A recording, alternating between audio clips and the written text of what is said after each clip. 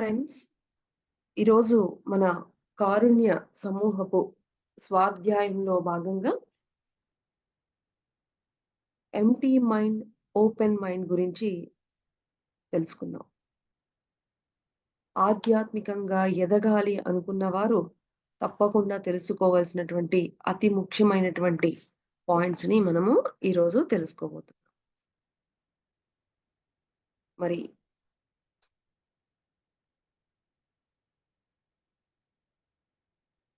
మనకి ఆధ్యాత్మిక శాస్త్రము మౌలికంగా 2 విషయాల గురించి తెలియచేస్తుంది.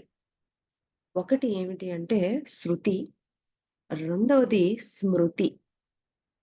శృతి అంటే తెలియని విషయాలను గురించి శ్రద్ధగా విని తెలుసుకోవడాన్ని శృతి అంటారు. ఇక స్మృతి అంటే మనకు తెలిసిన విషయాలను గురించి కూలంకషంగా పునః ఆకళింపు చేసుకోవడం అన్నమాట. మొట్టమొదటిదేమో తెలుసుకోవడము, రెండవదేమో మనకి బాగా తెలిసిన విషయాల గురించి ఎప్పటికప్పుడు గుర్తుకు తెచ్చుకోవడం అన్నమాట. ఈ 2 కూడా చాలా చాలా ముఖ్యమైనవి. వీటినే మనము ఆంగ్లంలో ఎంప్టీ మైండ్ మరి ఓపెన్ మైండ్ అని అంటారు. ఎంప్టీ మైండ్ అంటే శూన్యపు మనస్సు. మనము ఎప్పుడైతే మన యొక్క మనస్సుని ఖాళీ చేసుకుంటామో, ఎంప్టీ మైండ్ చేసుకుంటామో, అప్పుడు మనము ఏ విషయానినైనా సరే వినటానికి మనము రెడీగా ఉంటామనమాట. సిద్ధంగా ఉంటాం. ఏదైనా ఒక అనుభవాన్ని పొందడానికి కూడా మనము సిద్ధంగా ఉంటామనమాట. ఎప్పుడు ఎప్పుడైతే మనము మన మనస్సుని ఖాళీగా ఉంచుకోగలిగితే గనక. ఉదాహరణకి చూడండి. మీకు ఒకానొక మీ యొక్క మిత్రుని పట్ల ఒకానొక అభిప్రాయము ఆల్రెడీ మీ యొక్క మనసులో ఉంది. ఉదాహరణకు ఆహ్, తను మీకెప్పుడు కూడా మంచి చేస్తాడు. మీకెప్పుడు కూడా ఆహ్, ఒక బెస్ట్ ఫ్రెండ్ అనేటువంటి ఒకానొక మంచి ఒపీనియన్ మీ యొక్క మిత్రుని మీద మీకప్పటికే చాలా ఉంది. మీ మనసులో ఆ యొక్క అభిప్రాయం ఉంది. అలాంటప్పుడు మీకు ఎవరైనా సరే మీ మిత్రుని గురించి చెడుగా చెప్పినా కూడా మీకది ఎలా అర్థమవుతుంది? మంచిగానే అనిపిస్తుంది. అలాగే చూడండి ఉదాహరణకి హ్మ్. అందరికీ బాగా మరి అర్థమయ్యేది ఈ అత్తా, కోడళ్ళ విషయం. చూడండి అత్తగారు అమ్మలాగా ఎంత చెప్పినా కూడా కోడలికి అది వ్యతిరేకంగానే ఉంటుంది. ఎందుకని? ఆ కోడలికి అప్పటికే అత్తగారు అంటే గనక ఈ విధంగా ఉంటారు, ఇలాగే ఉంటారు అనే ఒకానొక అభిప్రాయము తన మనసులో ఉంది కాబట్టి, ఆవిడి అమ్మలాగా ఎంత చెప్పడానికి ప్రయత్నించినా కూడా, మనము మన లోపల ఆ యొక్క ఒపీనియన్ ఉన్నంత వరకు, ఆ అభిప్రాయం ఉన్నంత వరకు మనము దానిని స్వీకరించలేము. అందుకనే మనము ఎప్పుడైనా ఒక కొత్త అనుభవాలని పొందాలన్నా, వినాలి అన్నా మనకేముండాలి ఫస్టు? ఎంప్టీ మైండ్ ఉండాలి. అంటే ఏ విధమైనటువంటి అభిప్రాయము లేకుండా మన మనస్సు ఖాళీగా ఉంటే అసలు నిజము ఏంటి అనేది మనము అర్థం చేసుకోగలుగుతాం. కాబట్టి ఈ యొక్క ఎంప్టీ మైండ్ అనేది చాలా చాలా ఇంపార్టెంట్ అన్నమాట. హ్మ్. అలాగే ఓపెన్ మైండ్ అంటే పొందిన అనుభవాన్ని చక్కగా ఆకలింపు చేసుకోవడం.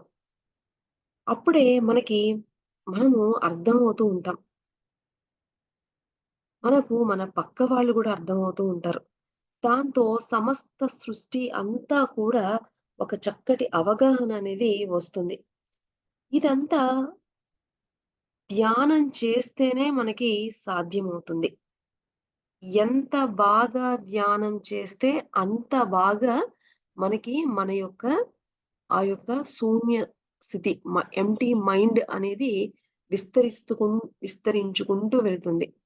అలాగే మనము ఎంత బాగా స్వాధ్యాయం చేస్తే, అంత బాగా మన యొక్క ఓపెన్ మైండ్ అనేది అభివృద్ధి చెందుతుంది. అంటే చూడండి, ఓపెన్ మైండ్ అంటే మనకి కొన్ని కొన్ని ఆహ్, నమ్మకాలతో మనం ఎలా ఉంటామంటే, జీసస్ అంటే గనక ఈ విధంగానే ఉంటారు. క్రిస్టియానిటీ అంటే ఇలాగే ఉంటారు. ఒక్కొక్క మతంలో మేము తప్పకుండా ఇలాగే, ఇలాగే అని మనము వాదిస్తూ ఉంటాం. అలా కాకుండా ఎప్పుడైతే గనక మనకి ఆ యొక్క ఓపెన్ మైండ్ అన్నింటిని మరి ఆ ఓపెన్ మైండ్‌తో ఉన్నప్పుడు మనం అన్నింటిని అర్థం చేసుకోగలుగుతూ ఉంటామనమాట. ఎప్పుడైతే మనము ఈ యొక్క ఓపెన్ మైండ్‌ని ఎలా అభివృద్ధి చెందుతుంది అంటే గనక మంచి మంచి పుస్తకాలు చదివినప్పుడు మై డియర్ ఫ్రెండ్స్. మనకి అన్నీ గూడా అంటే అన్నీ చక్కగా అవగాహన చేసుకోగలుగుతూ ఉంటాం. మనకి చూడండి మన మన కారుణ్య సమూహంలోకి మరి రాకముందు మన యొక్క మనస్సు స్థితి ఎలా ఉంది? ఇప్పుడు ఎలా ఉంది? అప్పుడు ఎవరినన్నా క్షమించాలి అన్న అంటే ఈ యొక్క ఆధ్యాత్మిక జ్ఞానం లేనప్పుడు ఎవరినన్నా క్షమించాలి అంటే నేనెందుకు క్షమించాలి అనేటువంటి భావంతో ఉన్నవాళ్ళు ఎప్పుడైతే ప్రతిరోజు ఇలాంటి మంచి వాక్యాలు, సత్యపు వాక్కులు, మహానుభావుల విషయాలు తింటూ ఉంటే ఏమర్థమైంది మనకి? ప్రతిరోజు ఇలా స్వాధ్యాయం చేయడం వలన ప్రతి దానికి ఏది జరిగినా దాని వెనకాల ఒకానొక సంఘటన, ఏదో ఒక కార్యకారణ సంబంధం ఉంది కాబట్టే ఎవరైనా మన జీవితంలోకి ప్రవేశిస్తున్నారు అనేటువంటి అవగాహనొచ్చినప్పుడు మనము ప్రతి ఒక్కరిని కూడా ఈజీగా క్షమించగలుగుతున్నాం. చూసారా? అంటే మన యొక్క స్వాధ్యాయం వల్ల ఏమైంది? మనం అన్నింటిని అంగీకరించి మన యొక్క ఓపెన్ మైండ్ అనేది అభివృద్ధి చెందుతూ వచ్చిందనమాట. కదా! ఇందుకు గాను మరి మనము ధ్యానంతో పాటు అన్ని గ్రంథాలను ఎప్పటికప్పుడు చదువుతూ ఉండాల్సిందే. ఈ చరాచర సకల చరాచర సృష్టిలో ఏమి జరుగుతుందో తెలుసుకుంటూనే ఉండాలి. మరణానికి ముందు అది, మరణం తర్వాత ఉండే జీవితాన్ని గురించి తెలియచేసే ఈ యొక్క సరస్వతి విజ్ఞానాన్ని అవపోసన పట్టాల్సిందే మనందరం కూడా. ఎందుకంటే ఈ యొక్క ఆధ్యాత్మిక జ్ఞానం లేకపోతే మనము కేవలము ఈ కంటికి కనిపించేదే అని అనుకుంటూ ఉంటాం. కానీ ఈ యొక్క ఆధ్యాత్మిక జ్ఞానం తర్వాత ఈ భూమే కాదు, ఇంకా అనేక లోకాలు ఉన్నాయి. ఈ చనిపోయిన తర్వాత కేవలం మన శరీరమే ఉండదు కానీ, అంతా మనకి ఉంటుంది. మన యొక్క మనస్సు ఉంటుంది. అన్నీ ఉంటాయి మనకి. మనము అనేటువంటి జ్ఞానం వస్తుంది. ఆ యొక్క గ్రంథాలను చదవడం మూలాన. అప్పటి వరకు మనము ఈ యొక్క జ్ఞానం లేకపోతే, ఈ భౌతిక ప్రపంచానికి కావాల్సిన కేవలము డబ్బు, ఏవో ఇవే కావాలి పరువు, ప్రతిష్ట ఇవే అని అనుకుంటాం. కానీ ఆధ్యాత్మిక జ్ఞానంతోనే మనము తెలుసుకుంటాము. ఇవి ఏమి శాశ్వతము అనే విషయాలు తెలుసుకుంటాము. ప్రతి ఒక్కరితో ప్రేమగా ఉండేది అది మనము ఈ యొక్క ఆహ్ ప్రేమ అనేది ఈ యొక్క శరీరాన్ని విడిచి వెళ్ళిపోయిన తర్వాత గూడా ప్రేమగా ఎవరైతే ఉందో వారు కలుసుకుంటారు. వారి మధ్య ఆ యొక్క భావనలన్నీ ఉంటాయి. శాశ్వతంగా ఉండేది ఈ యొక్క ప్రేమే. ఈ యొక్క దివ్య గుణాలే అనేటువంటి విషయము మనకి తెలియక అనవసరమైనటువంటి చిన్న చిన్న ఈ భౌతికమైనటువంటి సంపదల కోసము అతి విలువైనటువంటి మానవ సంబంధాలను మనము కోల్పోతూ ఉంటాం. మానవుల ఒకరి పట్ల ఒకరి ప్రేమను కోల్పోతూ ఉంటాం. చిన్న చిన్న భౌతిక విషయాల గురించి. ఈ యొక్క జ్ఞానంతోనే మనము మన యొక్క మనసు విస్తారంగా పెరుగుతూ వస్తుంది. మన యొక్క జ్ఞానం ద్వారానే మరి ఇవన్నీ కూడా తెలుస్తాయి మనకి. అందుకనే ప్రతి ఒక్కరూ కూడా ఈ యొక్క జ్ఞానాన్ని ఎప్పుడు కూడా తెలుసుకుంటూ ఉండాలి. ఓకే. అలాగే ఇక ఫస్ట్ మనము ఏదైనా సరే తెలుసుకోవాలి. అది తెలుసుకున్నది మనము స్వ అనుభవం ద్వారా పొందినప్పుడు, ఇక ఆ అనుభవం మనదైపోతుంది. కాబట్టి ఫస్ట్ మనం తెలుసుకుంటాము. ఆహా! భౌతిక శరీరమే కాదా? సూక్ష్మ శరీరం ఉంటుందా? కారణ శరీరం ఉంటుందా? మహాకారణ శరీరం ఉంటుందా? అని ఇలాగా ఆల్రెడీ ఇన్ని అనుభవాలు పొందినటువంటి మహానుభావుల దగ్గర నుంచి మనం ఫస్ట్ వింటాము. వినిన తర్వాత మరి పదే పదే మననం చేసుకొని మరి మనం అప్పుడేం చేస్తాము? దాని గురించి ప్రయత్నిస్తాము. అంతే కదా! ఫస్ట్ మనము ఏదైనా మనకొక శారీ గాని, ఒక డ్రెస్ గాని, లేకపోతే ఏదైనా నచ్చిందనుకోండి, ఫస్ట్ చూస్తాము. తర్వాత దాన్ని మనం కొని దాన్ని వేసుకోవడానికి ప్రయత్నిస్తామా? అలాగే అంతే మనం తినేవైనా చూడండి. ఏదైనా ఫస్ట్ చూస్తాము. మనకి నచ్చింది అనిపిస్తే దాన్ని తినటానికి, వండుకోవడానికి అన్నీ ప్రయత్నిస్తూ ఉంటాం. అలాగే ఈ యొక్క జ్ఞానం కూడా మై డియర్ ఫ్రెండ్స్. ఫస్ట్ మనం వింటాము. విన్న తర్వాత అవి అనుభవంగా మనం పొందడానికి మరి ఎంతో మరి సాధన గూడా చేయడానికి మనకెంతో చక్కటి ప్రేరేపణ అనేది జరుగుతూ ఉంటుంది. మనకంటే ముందుగా ఎంతో తపస్సు చేసి, ఎన్నో అద్భుతమైనటువంటి జ్ఞానం పొందినటువంటి యోగుల నుంచి మనం ఎన్నో ఇక్కడ అన్నీ మనమే నేర్చుకుంటేనే అని కూడా కాదు మై డియర్ ఫ్రెండ్స్. ఇప్పుడు చూడండి ఉదాహరణకి మంట మండుతున్నప్పుడు చెయ్యి పెడితే కాలుతుంది అన్న విషయము మనకి మనమే పెట్టక్కర్లా. ఆల్రెడీ ఆ మంట తగిలి బాధపడుతున్న వాళ్ళని చూసినా కూడా మనకర్థమైపోతుంది. కదా! దానికోసమని మళ్ళా నేనే ప్రత్యక్షంగా తెలుసుకోవాలి అని జెప్పేసి ఆ మంటలో చెయ్యి మనమే పెట్టక్కర్లేదు. సో, ఇలాగా ఆల్రెడీ అనేక ఎంతో అద్భుతమైన సాధనలు చేసి, మరి అనుభవ జ్ఞానం పొందినటువంటి వారిచ్చేటువంటి జ్ఞానాన్ని ఇలాంటి స్వాధ్యాయాల ద్వారా మనము ఎంతో చక్కగా తెలుసుకోవడం అనేది జరుగుతూ ఉంటుంది. మరి అలాగే ఎప్పుడైతే మనము ఈ కంటికి కనిపించేదే కాకుండా, కనిపించనిది కూడా ఎంతో ఉంది అని ఎప్పుడైతే మనం ప్రత్యక్షంగా అన్ని అనుభవం పొందితే, ఇక అదే నిర్వాణ స్థితి కూడా. అదే ముక్తి గూడా. బుద్ధుడు చేసింది, మరి వేదవ్యాసుడు చేసింది, రాముడు, కృష్ణుడు, షిరిడి సాయిబాబా, జీసస్, రమణ మహర్షి, అవతార్ మెహర్ బాబా, మేడమ్ బ్లావెట్స్‌టోస్కి వీరందరూ మనం ఎవరైతే మహానుభావులు అని ఎవరి గురించి మనం ప్రతిరోజు స్వాధ్యాయంలో చక్కగా తెలుసుకుంటున్నామో, ఈ మహానుభావులందరూ కూడా ఈ విధంగా ప్రయోగాలు చేసి అనుభవాన్ని పొంది మరి ఆ యొక్క గొప్ప స్థితికి వెళ్ళిన వారే అన్న విషయాన్ని మనం ఇక్కడ అర్థం చేసుకుందాం. ఇక, ఇక తమో గుణంతోనే ఉంటూ ఆ!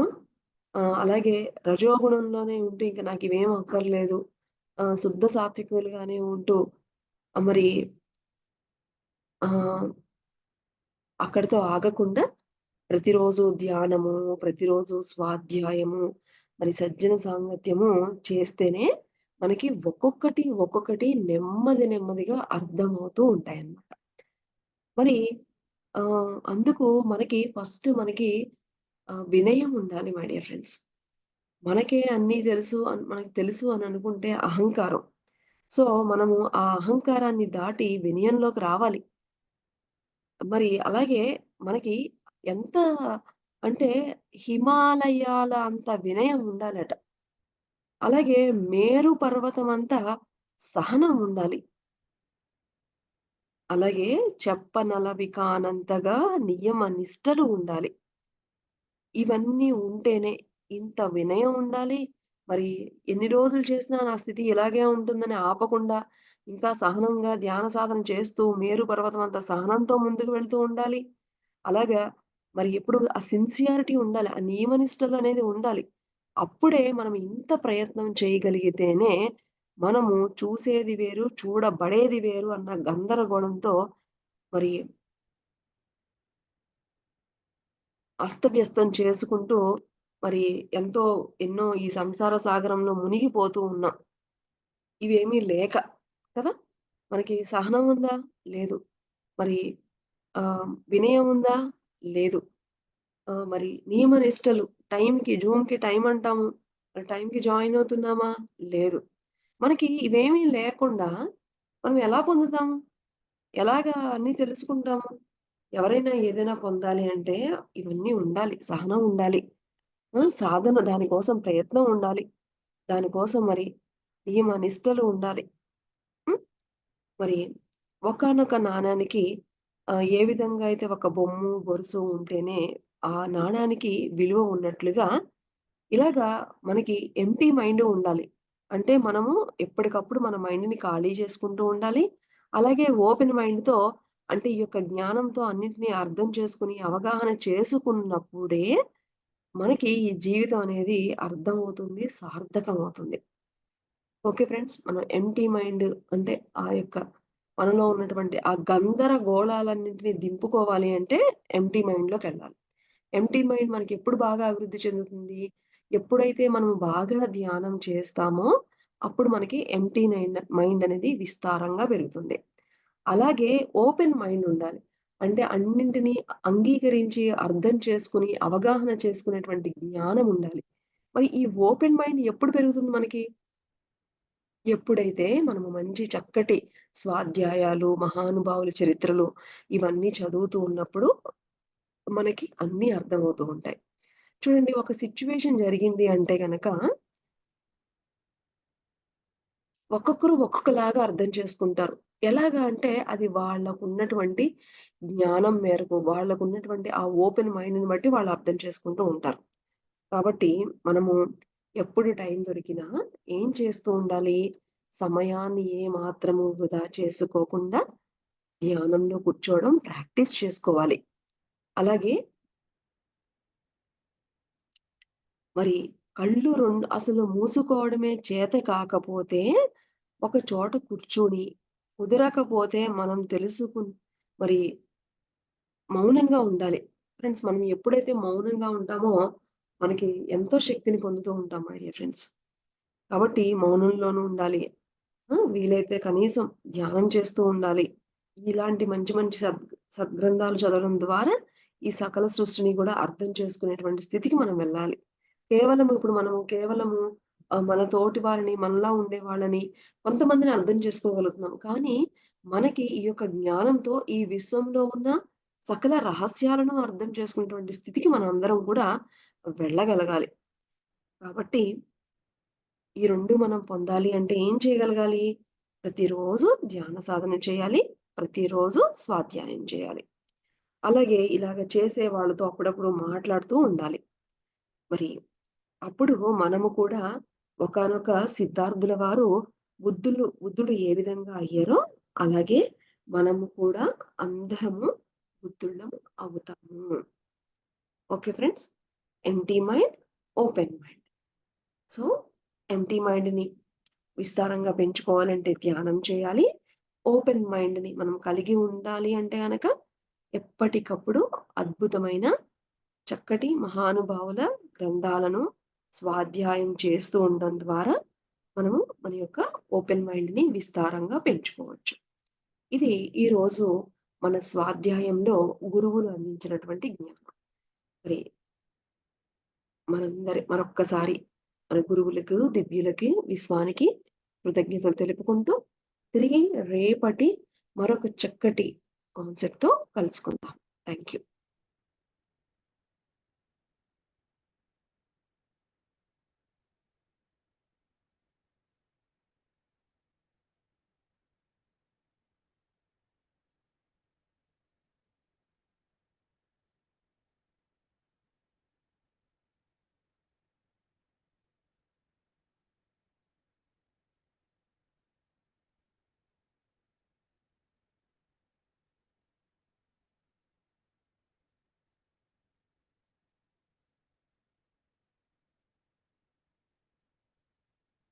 Madam, no voice madam.